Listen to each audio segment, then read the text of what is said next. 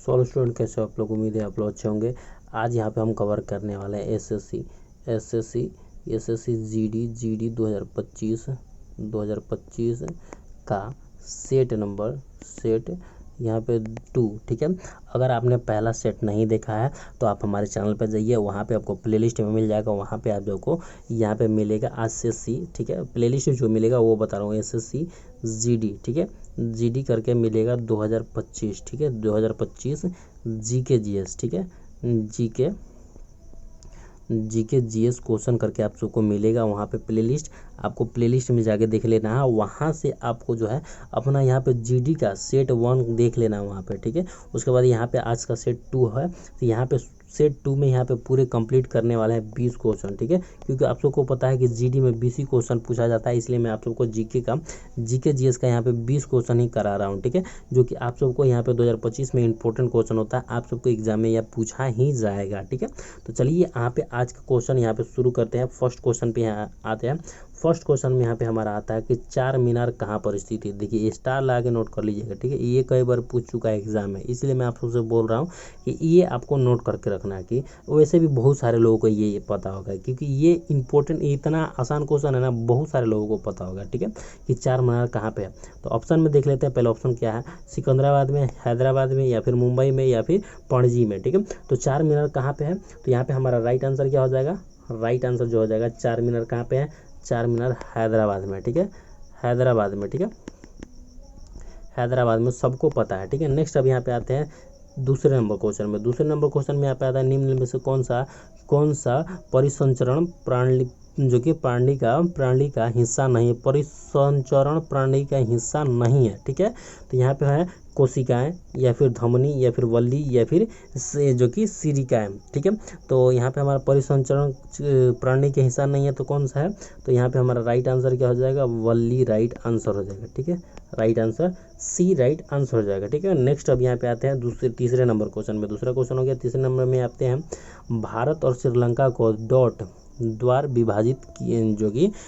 विभाजित किया गया। भारत और श्रीलंका को किसके द्वारा विभाजित किया गया है? ठीक है, ये हमसे सवाल पूछा गया है। ठीक है, फर्स्ट ऑप्शन में ब्रिजाल्ट जो कि जिब्राल्ट, या जल मरुस्थल, जल डमरू मध्य, या फिर हैमरूज जल मडरू मध्य, या फिर पाक जल मडरू मध्य, या फिर रेबिंग जो कि बैरिंग जल मडरू जो कि डमरू मध्य से। ठीक है, तो भारत और पाकिस्तान श्रीलंका को किसके द्वारा विभाजित किया गया? तो यहाँ पे हमारा राइट आंसर क्या हो जाएगा? राइट आंसर जो हो जाएगा पाक जल मड जो कि डमरू मध्य से, जो कि भारत और श्रीलंका को, ठीक है, और श्रीलंका को, ठीक है, श्रीलंका को विभाजित किया गया है। ठीक है, राइट आंसर सी हो जाएगा। ठीक है, नेक्स्ट अब यहाँ पे आता है चौथे नंबर क्वेश्चन में।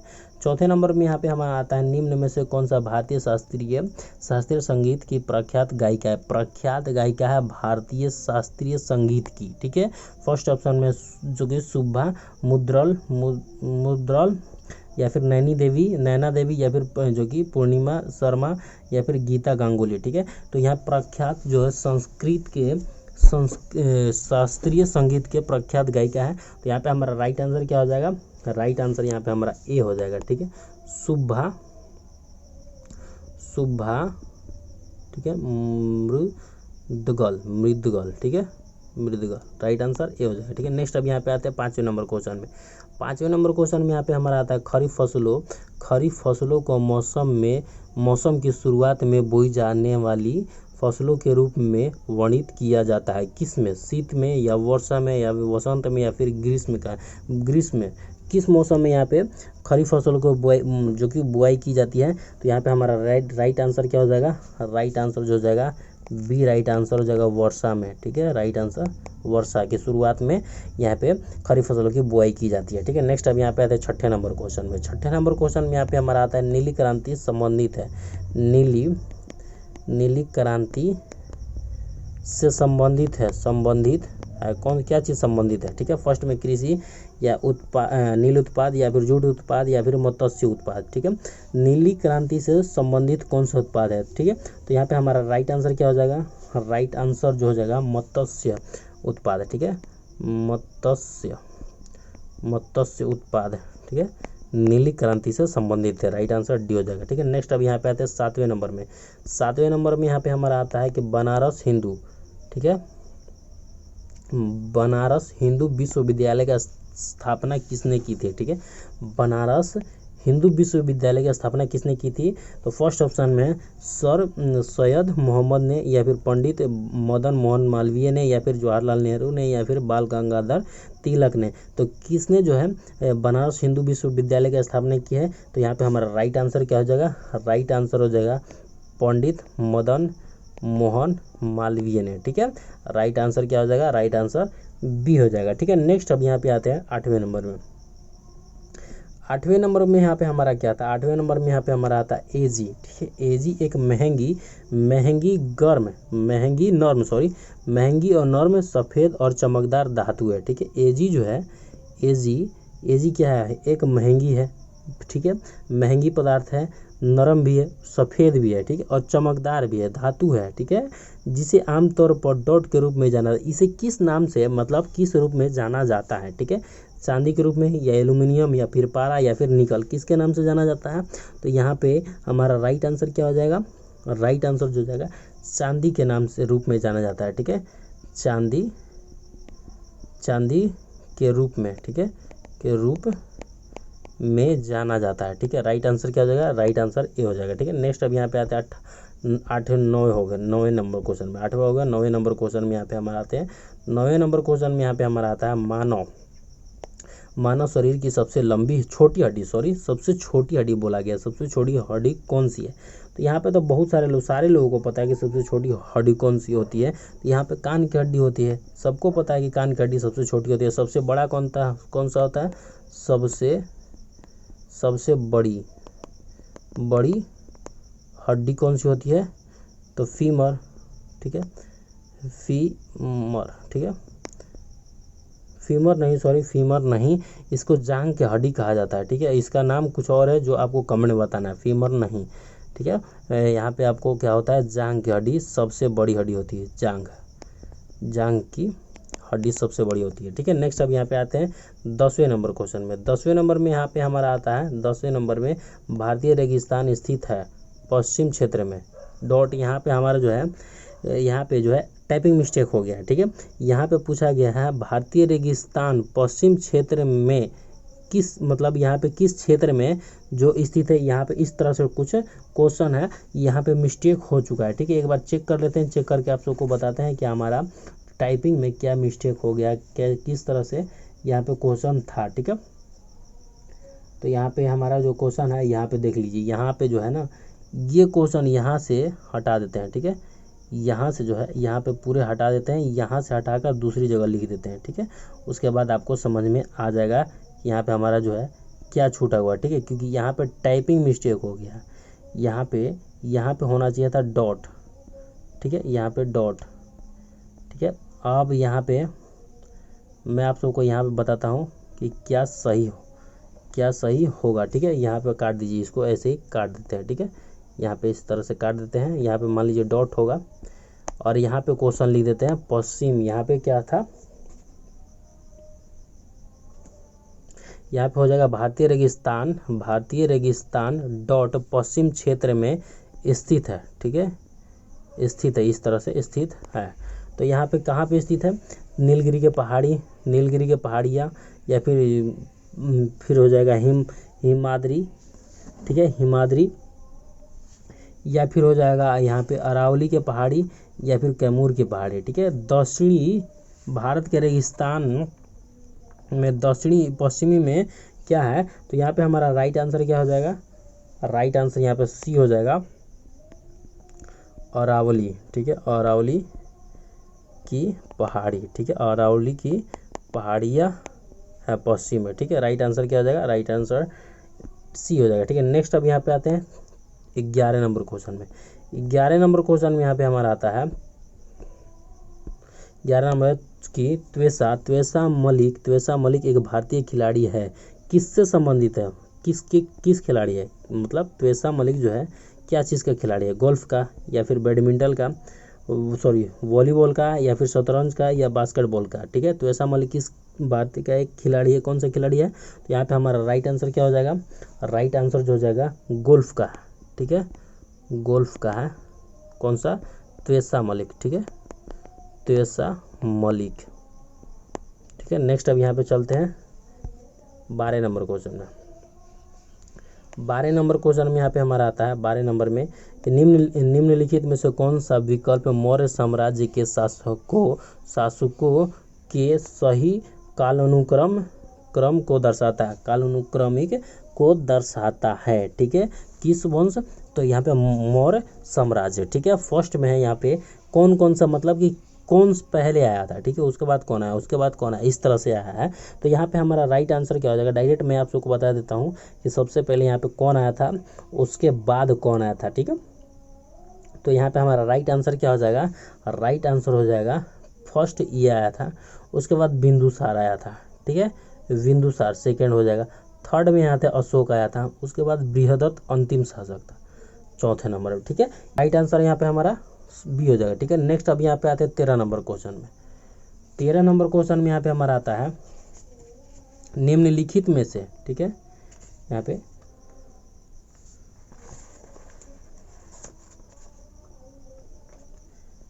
निम्नलिखित में से कौन सा जंतु अपनी त्वचा द्वारा श्वसन करता है, ठीक है। निम्नलिखित में से कौन सा जंतु जो है अपनी श्वसन जो त्वचा से श्वसन करता है? मोर, मेढक, खरगोश या हिरण? त्वचा से कौन सांस लेता है? तो यहाँ पे हमारा राइट आंसर क्या हो जाएगा? राइट आंसर जो हो जाएगा यहाँ पे हमारा बी राइट आंसर हो जाएगा। मेढक जो है, मेढक बहुत सबको पता है कि मेढक त्वचा से सांस लेता है, ठीक है। नेक्स्ट है यहाँ पे आते हैं 14 नंबर क्वेश्चन में। 14 नंबर क्वेश्चन में यहाँ पे हमारा क्या आता है कि होजोनकल जलप्रपात किस राज्य में है? होजोनकल जो कि जलप्रपात है वो किस राज्य में है, ठीक है। महाराष्ट्र में, केरल में, आंध्र प्रदेश में, तमिलनाडु में, किस राज्य में है? तो यहाँ पे हमारा राइट आंसर क्या हो जाएगा?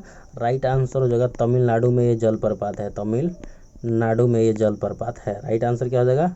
डी राइट आंसर हो जाएगा, ठीक है। नेक्स्ट अब यहाँ पे चलते हैं 15 नंबर क्वेश्चन में। 15 नंबर क्वेश्चन में यहाँ पे हमारा आता है निम्नलिखित में से धातु कौन सी सर्वाधिक अभिक्रियाशील है? सर्वाधिक अभिक्रियाशील है इनमें से कौन सा धातु है? पोटेशियम, एल्युमिनियम या सिल्वर या फिर होता है आयरन, ठीक है। सर्वाधिक अभिक्रियाशील है तो यहाँ पे हमारा राइट आंसर क्या हो जाएगा? राइट आंसर जो हो जाएगा पोटेशियम, ठीक है, पोटेशियम सबसे सर्वाधिक अभिक्रियाशील है, ठीक है। नेक्स्ट अब यहाँ पे आते हैं 16 नंबर क्वेश्चन में। 16 नंबर में यहाँ पे हमारा आता है भारतीय जीवन बीमा निगम अधिनियम संसद द्वारा पारित किया गया था। कब पारित किया गया था संसद द्वारा, ठीक है। फर्स्ट में 1965 में, 1971 में, 1978 में या फिर 1965 ईस्वी में भारतीय जीवन बीमा अधिनियम, ठीक है। तो यहाँ पे हमारा राइट आंसर हो जाएगा क्या हो जाएगा? कब पारित किया है? तो यहाँ पे हमारा राइट आंसर जो हो जाएगा 1956 ईस्वी में, 56 ईस्वी में पारित किया गया भारतीय जीवन जो कि भारतीय जीवन बीमा, ठीक है। नेक्स्ट अब यहाँ पे आते हैं 17 नंबर क्वेश्चन में। 17 नंबर क्वेश्चन में यहाँ पे हमारा आता है निम्न में से कौन सा अधातु बहुपरमाणिक है? बहुपरमाणिक कौन सा है, ठीक है, अधातु है? ऑक्सीजन, हीलियम, सल्फर या आर्गन, ठीक है। तो सबसे सारा जो कि अधातु जो कि प्रमाणिक है, ठीक है। तो यहाँ पे हमारा राइट आंसर क्या हो जाएगा? राइट आंसर सी हो जाएगा सल्फर, ठीक है, सल्फर, ठीक है। नेक्स्ट अब यहाँ पे आते हैं 18 नंबर क्वेश्चन। 18 नंबर क्वेश्चन में यहाँ पे आता है किसी वस्तु के त्वचा को तब कहा जाता है जब वह वस्तु एक सीधी रेखा में गति करती है और समय के नियमित अंतराल में उसका वेग बढ़ता या घटता है। क्या होता है? सामान्य होता है या ऋणात्मक होता है, एक समान होता है या घनात्मक होता है? क्या समान होता है गति का? तो यहाँ पे हमारा राइट आंसर क्या हो जाएगा? राइट आंसर हो जाता है एक समान होता है, ठीक है, एक समान होता है। राइट आंसर सी हो जाएगा, ठीक है। नेक्स्ट अब यहाँ पे आते हैं 19 नंबर क्वेश्चन में। 19 नंबर में आता है डॉट ज्ञात्रिक या फिर झात्रिक कहा जाता है, ठीक है। क्षत्रिय वंश का प्रमुख पुत्र कौन थे? जो कि प्रमुख पुत्र कौन से क्षत्रिय वंश का, ठीक है, गौतम बुद्ध, त्रिशंकुनाथ या पार्श्वनाथ या फिर वर्धमान महावीर, ठीक है। तो यहाँ पे हमारा जो कि क्षत्रिय वंश का प्रमुख पुत्र कौन थे, तो यहाँ पे हमारा राइट आंसर क्या हो जाएगा, राइट आंसर हो जाएगा वर्धमान महावीर, ठीक है, वर्धमान महावीर, ठीक है। नेक्स्ट अब चलते हैं यहाँ पे 20वें नंबर क्वेश्चन में। 20वें नंबर में यहाँ पे हमारा आता है कोस्ट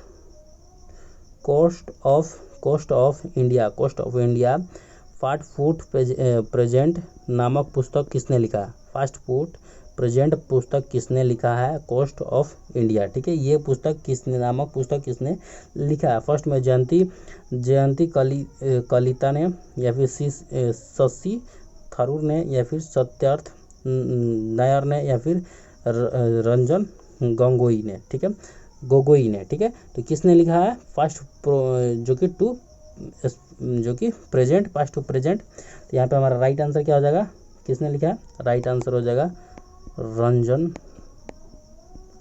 रंजन गोगोई, ठीक है, right answer D right answer हो जाएगा। तो दोस्तों आप सब के लिए मैं यहाँ पे 20 क्वेश्चन लेकर आया हूँ एसएससी जीडी का, ठीक है, जो आप सबको 2025 में एकदम पूछा जाएगा, ठीक है। महत्वपूर्ण क्वेश्चन है, ठीक है, आप सबको 2025 में पूछा जाएगा यह क्वेश्चन। इसीलिए मैं आप सबको यहाँ पे बता रहा हूँ कि आपको जितना यहाँ पे मैं सेट करा रहा हूँ, ठीक है, सेट 1 2 यहाँ पे जितना सेट करा रहा हूँ आप सबको यहाँ पे प्लेलिस्ट मिल जाएगा, हमारे चैनल पे जाकर वहाँ पे प्लेलिस्ट में पूरा वीडियो देख लेंगे। और यहाँ पे आपको टाइपिंग में, ठीक है, यहाँ पे वर्ड से नहीं जो बोल रहा हूँ उससे ज़्यादा आपको जो यहाँ पे टाइपिंग जो किया हुआ है, आपको प्रश्न लिखा हुआ है, प्रश्न उस पर ध्यान देना है, ठीक है, और जो आंसर बता रहा हूँ उस पर ध्यान देना है, ठीक है, ना कि वर्ड। देखिए यहाँ पे थोड़ा स्टार्टिंग है, अब आप लोग सपोर्ट करेंगे तभी आगे बढ़ेंगे, ठीक है, क्योंकि बिना किसी के सपोर्ट में कोई आगे नहीं बढ़ सकता है। अगर मान लीजिए मैंने यहाँ पे आप सबके लिए यहाँ पे क्लास शुरू किया है, तो आप लोग जब सपोर्ट करेंगे अच्छी तरह से तभी जाके हम भी आगे बढ़ पाएंगे, क्योंकि आप सबके सपोर्ट के बिना कोई कुछ नहीं हो सकता है, ठीक है।